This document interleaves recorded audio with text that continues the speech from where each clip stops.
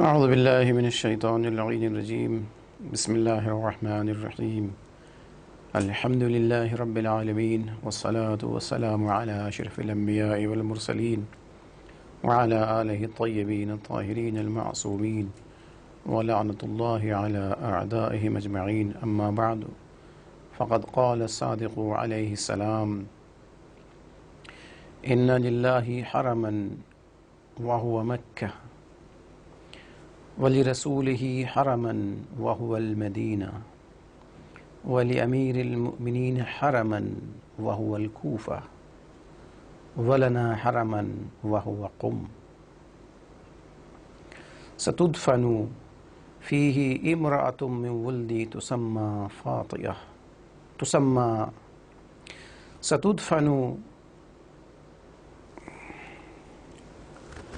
ستدفن فيه امرأة من ولدي تسمى فاطمة من زارها وجبت له الجنة۔ امام جعفر صادق علیہ السلام کا ارشاد گرامی ہے کہ اللہ کا ایک حرم ہے جو مکہ ہے، اللہ کے رسول کا بھی ایک حرم ہے جو مدینہ ہے،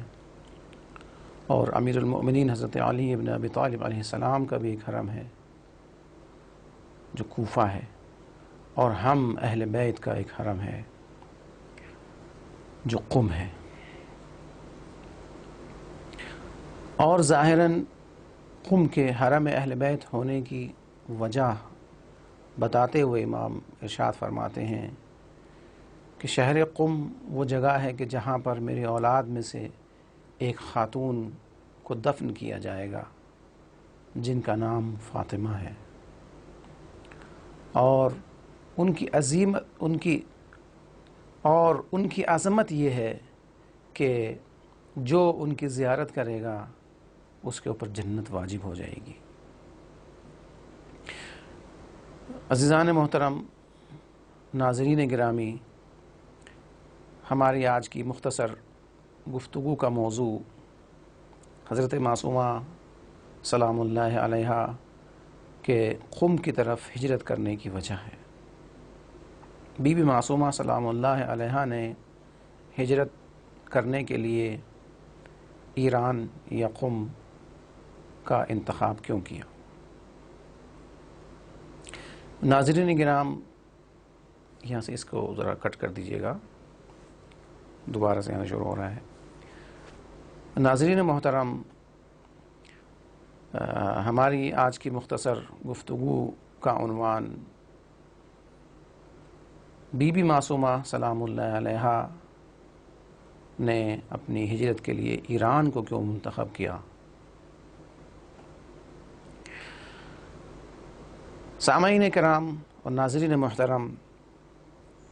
رسول اکرم صلی اللہ علیہ وآلہ وسلم کی وفات حسرت آیات کے بعد مسلمان بظاہر دو حصوں میں تقسیم ہو گئے، حالانکہ اس وقت یہ دو حصے اور یہ دو گروہ سیاسی حالت میں نہیں تھے، ابھی انہوں نے سیاسی شکل اختیار نہیں کی تھی، مکمل طریقے سے سیاسی نہیں ہوئے تھے، لیکن پھر بھی کاملاً محسوس تھا کہ کچھ لوگ امیر المؤمنین علیہ السلام کے چاہنے والے ہیں، اور کچھ لوگ وہ ہیں کہ جو ان کی تعلیمات سے چشم پوشی کرتے ہیں، جبکہ رسول اکرم نے بارہا مولا کائنات کو اپنے جانشین کے عنوان سے معرفی کروایا تھا، اور مختلف جگہوں پر پہچنوایا تھا کہ دیکھ لو یہ علی میرے بعد میرے خلیفہ ہیں، میرے جانشین ہیں۔ لیکن بہرحال بعض لوگوں نے سقیفہ میں جا کر کے پروپیگنڈا کیا، اور حکومت اپنے محور سے پھر گئی، اور ایسے افراد حاکم بن گئے جن کو حاکم نہیں ہونا چاہیے تھا، جو اس کے مستحق نہیں تھے۔ یہ اختلاف آہستہ آہستہ بڑھتا گیا، اور اس وقت فرق کے لحاظ سے بھی مسلمان جدا نہیں ہوئے تھے، لیکن آہستہ آہستہ جب دن گزرتے گئے، حکومتیں آتی رہیں، اور جب خلافت ملوکیت میں تبدیل ہو گئی تو باقاعدہ آہستہ آہستہ اسلام بطور عمدہ دو فرقوں میں تقسیم ہو گیا۔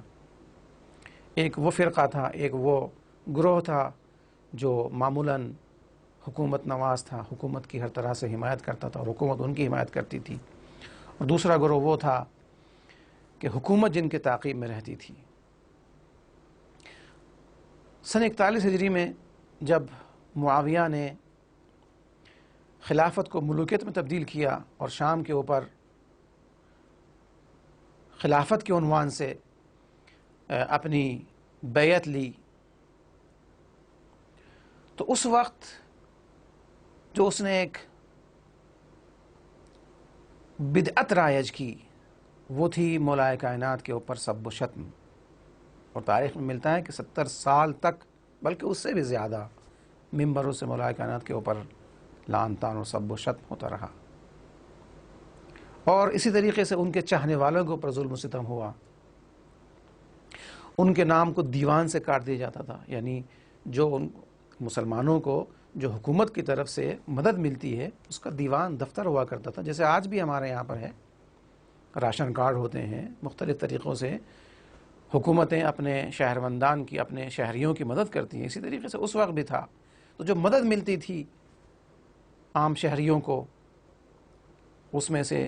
علی علیہ السلام کو جو چاہنے والے ہوتے تھے ان کا نام کاٹ دیا جاتا تھا، ان کی زمینوں کو، ان کے مال و اسباب کو لوٹ لیا جاتا تھا، ان کا قتل عام کر دیا جاتا تھا۔ صورتحال یہ تھی اس زمانے میں کہ ایک گھر میں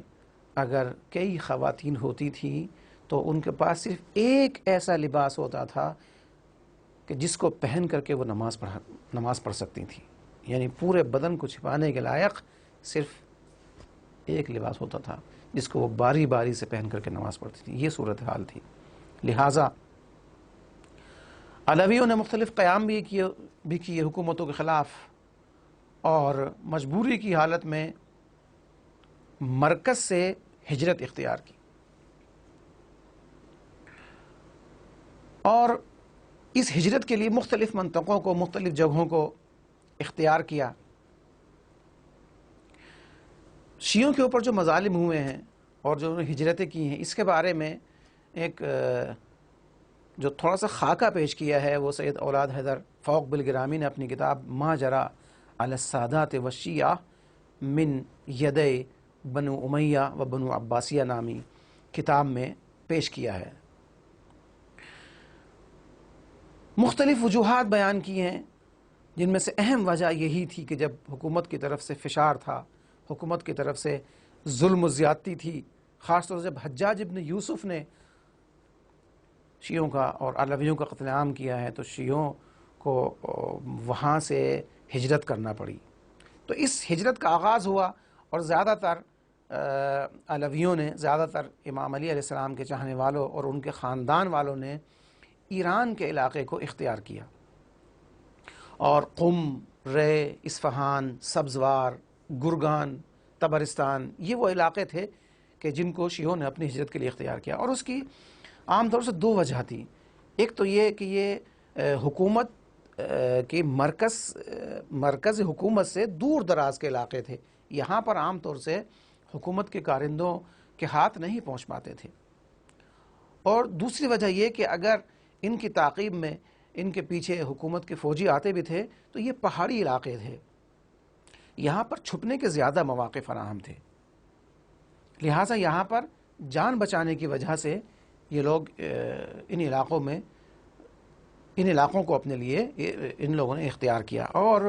شاید یہی وجہ ہے کہ ہم دیکھتے ہیں کشمیر میں ہمارے یہاں بہت سے سادات ہیں، وہاں پر بھی جو ہجرت کر کے سادات گئے ہیں، اس کی ایک وجہ یہی ہے کہ وہ لوگ پہاڑوں میں چھپ کر رہتے تھے اور تقیے میں رہتے تھے۔ اسی لیے ہم دیکھتے ہیں کہ وہاں پر بہت سے ایسے افراد ہیں جو سادات ہیں لیکن شیعہ نہیں ہیں، سنی ہیں۔ اس کی وجہ یہی تھی کہ وہ سرکاری دباؤ میں تھے، مشکلات میں تھے، لہٰذا ان لوگوں نے ہجرت اختیار کی اور وہاں پر گمنامی کی زندگی اختیار کی، اور اپنے مذہب کو، اپنے آئین کو، اپنی اولاد کو اولاد تک منتقل نہ کر سکے. لیکن اب جیسے جیسے شعور بڑھتا جا رہا ہے، مطالعہ بڑھتا جا رہا ہے اور آگاہی میں اضافہ ہوتا جا رہا ہے، تو بہت سے افراد وہ اپنے مذہب حقہ کی طرف، اہل بیت علیہم السلام کے مذہب کی طرف واپس آ رہے ہیں. تو عرض کرنے کا مقصد یہ تھا کہ ایران ایک ایسی جگہ تھی کہ جو فرار کے لیے اور جو ہجرت کرنے کے لیے ایک بہترین جگہ تھی. آہستہ آہستہ یہ لوگ ایرانیوں کے درمیان گھل مل کر رہنے لگے. ایرانیوں کو ان کا اخلاق اور کردار زیادہ پسند آیا، اور صرف اخلاق و کردار ہی نہیں، بلکہ جو ان کے پاس علوم آل محمد پائے جاتے تھے، جس کی وجہ سے ان کی خود اقتصادی زندگی میں بھی رونق آتی تھی. ان کو معماری کا ہنر آتا تھا، ان کو کسب و کار اور تجارت کے ہنر آتے تھے، اقتصاد کا فن جانتے تھے یہ لوگ. لہٰذا یہ لوگ ان سے متاثر ہوئے اور بعض جگہوں پر ان لوگوں نے زمام حکومت کو اپنے اختیار میں لے لیا. جیسے یحییٰ ابن عبداللہ، ایک علوی کا نام ہے، جو حسین شہید فخ، جنہوں نے فخ کے مقام میں قیام کیا تھا. وہاں پر جب حسین شہید فخ کو شہید کر دیا گیا تو ان کے اطرافیات میں سے عبداللہ ابن یحییٰ تھے، جو جناب زید کے پوتے تھے. انہوں نے ہجرت اختیار کی ایران میں، اور پھر طبرستان کے علاقے میں جا کر کے یحییٰ ابن عبداللہ نے ایران کی طرف ہجرت کی، اور ایک علاقے میں جا کر کے سکون اختیار کی. لوگوں نے ان کے حسن معاشرت اور ان کی سیاسی تدبیر کو دیکھ کر کے ان کے ہاتھ کے اوپر بیعت کی، اور وہاں پر انہوں نے ایک گروہ تشکیل دیا. یہ ایک عام ہجرت تھی کہ سادات اور علویوں نے ایران کو اپنی ہجرت کے لیے اختیار کیا. ادھر جب مامون خلیفہ بنا تو اس کے وزیروں نے اس کو بہکایا اور پھسلایا کہ ادھر امام رضا علیہ السلام مدینہ میں ایک الگ حکومت تشکیل دے رہے ہیں، وہاں پر شیعوں کا ملجا ہے، شیعوں کا ماوا ہے، اور عنقریب وہ تمہارے خلاف بغاوت کا اعلان کر دیں گے. لہٰذا مامون نے امام رضا علیہ السلام کو ولایت عہدی کے بہانے سے مدینے سے مرو، جو اس کا مرکز حکومت تھا، بلوا بھیجا. لیکن امام رضا علیہ السلام جانتے تھے کہ ولایت عہدی ایک بہانہ ہے، بلکہ اس نے کہا تھا کہ میں خلافت دینا چاہتا ہوں آپ کو. پہلے اس نے خلافت کی پیشکش کی کہ یہ آپ کا حق ہے، آپ اولاد رسول ہیں، آپ ہی اس کے لیے شائستہ ہیں، لہٰذا آپ حکومت کو اختیار کر لیجئے. لیکن امام نے اختیار کرنے سے منع کر دیا. اس نے کہا پھر آپ ولایت عہدی قبول کیجئے، میرے ولی عہد بن جائیے. تو امام نے اس کو بھی منع کیا کہ بھئی اگر تیرا حق ہے تو تو کسی اور کو کیوں دے رہا ہے، اور اگر تیرا حق نہیں ہے تو پھر تجھے کسی کو دینے کا بھی حق نہیں ہے. مختلف بہانے، لیکن ادھر سے فشار، زبردستی امام کو ولایت عہدی قبول کرنا پڑی. تو جب امام مدینے سے جا رہے تھے تو اسی وقت امام نے اپنے انداز سے یہ ظاہر کر دیا تھا کہ اب میں واپس مدینے آنے والا نہیں ہوں، اور وہاں پر میری شہادت واقع ہو جائے گی. لہٰذا امام نے اپنے اہل خانہ کو جمع کیا اور کہا کہ مجھے اس طریقے سے رخصت کریں جس طریقے سے ایک میت کو رخصت کرتے ہیں. بی بی معصومہ سلام اللہ علیہا، جو اس وقت کمسن تھیں، تقریباً 17 سال کی عمر رہی ہوگی بی بی معصومہ سلام اللہ علیہا کی اس وقت، جب امام رضا علیہ السلام نے ہجرت کی ہے مرو کی طرف. تمام حالات بی بی معصومہ سلام اللہ علیہ کے سامنے تھے. بی بی معصومہ سمجھتی تھی کہ یہ جو امام کو بلایا جا رہا ہے اس کی وجہ کیا ہے، اس لیے کہ بی بی معصومہ سلام اللہ علیہا کے اندر اتنی فراست، اتنی ذہانت پائی جاتی تھی، اور اتنا علم تھا کہ خود امام موسیٰ کاظم علیہ السلام نے بی بی کے لیے ارشاد فرمایا تھا فداہا ابوہا، اس کا باپ اس کے اوپر قربان ہو جائے. یعنی ایک امام فرما رہا ہے. اس کی ایک وجہ ہے، پس منظر ہے، اس کی طرف میں نہیں جانا چاہتا کہ کیوں امام نے فرمایا تھا. وہ بی بی کے علم کی وجہ سے، جو ان کے اندر علم پایا جاتا تھا، پورا اس کی ایک داستان ہے. تو امام رضا علیہ السلام کو مجبوراً ہجرت کرنا پڑی۔ تو اب عام طور سے جب بی بی کو یہ معلوم تھا کہ اب وہاں جا کر کے دیر یا زود امام کو شہید کر دیا جائے گا، تو امام نے بی بی معصومہ نے یہ تدبیر اختیار کی کہ کسی طریقے سے یہاں سے نکلا جائے، اس لیے کہ یہ مختلف وجوہات ہیں جو بی بی نے جو ذکر کیے گئے ہیں کتابوں میں کہ کس وجہ سے بی بی معصومہ نے ہجرت کی ہے اور ایران کو اختیار کیا ہے۔ ہجرت کرنا ناگزیر تھا، اس لیے کہ پتہ تھا کہ امام کی شہادت کے بعد ظلم و ستم کے پہاڑ ٹوٹنے والے ہیں، لہٰذا جو سادات تھے ان کی حفاظت کرنا ضروری تھی، لہٰذا ایک امن ترین علاقے کا انتخاب کیا بی بی معصومہ نے، اور وہ ایران تھا، اس لیے کہ وہاں پر شیعہ بہتاحت میں تھے۔ اس سے پہلے جو میں نے آپ کے سامنے عرض کیا وہاں جا چکے تھے، وہاں پر اپنی پائیگاہ بنا چکے تھے، وہاں پر اپنا ایک مرکز بنا چکے تھے۔ یہ ایک عمومی وجہ تھی ہجرت کرنے کی، لیکن جو مخصوص وجوہات بتائی جاتی ہیں وہ یہ ہیں کہ بی بی معصومہ سلام اللہ علیہا کو اپنے بھائی سے نہایت محبت تھی، اس لیے کہ باپ کے بعد تنہا سہارا امام رضا علیہ السلام تھے، اور خود امام کاظم علیہ السلام نے اپنی بیٹیوں کے بارے میں وصیت کی تھی کہ میری بیٹیوں کا حق میرے جانشین علی ابن موسیٰ رضا کو ہے، علی رضا کو ہے۔ لہٰذا شدید محبت اور یہ ایک وابستگی، نہ صرف یہ کہ جو ایک بہن بھائی کے درمیان محبت ہوتی ہے، یہ نہیں، بلکہ جو ایک ولی سے محبت ہوتی ہے، جو کہ امام سے محبت ہوتی ہے، اس طرح کی محبت تھی۔ اس لیے کہ جتنا زیادہ علم کے پاس انسان کے پاس علم ہوتا ہے، آگاہی ہوتی ہے، تو اپنے امام کو زیادہ پہچانتا ہے، اس کی زیادہ معرفت رکھتا ہے، لہٰذا نہایت محبت تھی اور اس فراق کو برداشت نہ کر سکی، لہٰذا 1 سال کے بعد بی بی معصومہ نے ایران کا رخ اختیار کیا، اور اس وقت بہانہ بھی تھا کہ امام سے ملنے کی وجہ سے مدینے سے نکلنے کا مجوز اور اجازت ان کو دے دی جاتی، اس لیے کہ حکومت کی اجازت کے بغیر کوئی کسی شہر سے سفر نہیں کر سکتا تھا، چونکہ اس وقت مامون یہ ظاہر کرنا چاہتا تھا کہ میں امام کو چاہتا ہوں، اور امان نامہ اس نے دیا تھا امام کے اہل خانوادہ کو، امام کے چاہنے والوں کو، تو نسبتاً شیعوں کے حالات بہتر تھے، لہٰذا بی بی معصومہ سلام اللہ علیہ نے اس فرصت سے استفادہ کیا اور اس موقع سے استفادہ کیا اور ایران کو اپنے سفر کے لیے اختیار کیا۔ دوسری وجہ جو بیان کی جاتی ہے وہ یہ کہ خود امام رضا علیہ السلام نے خط لکھ کر کے بلایا تھا اپنی بہن کو،